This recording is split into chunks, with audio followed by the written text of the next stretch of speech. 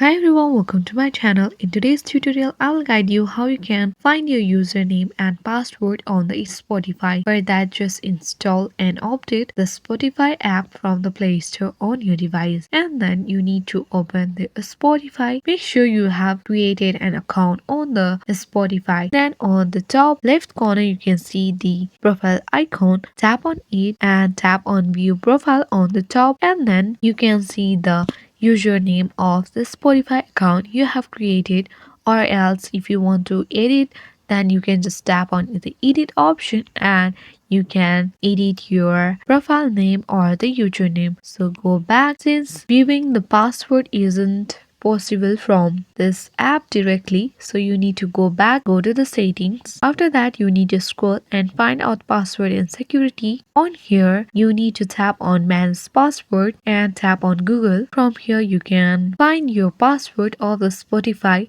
This is only possible if you have saved the password on the password manager or the Google. This was it guys. If you find this video useful, then don't forget to hit the like button, and if you have any query related to the any problem, then without hesitation you can just comment on the comment section. And if you are new to my channel, then subscribe and hit the notification for new videos. Thank you.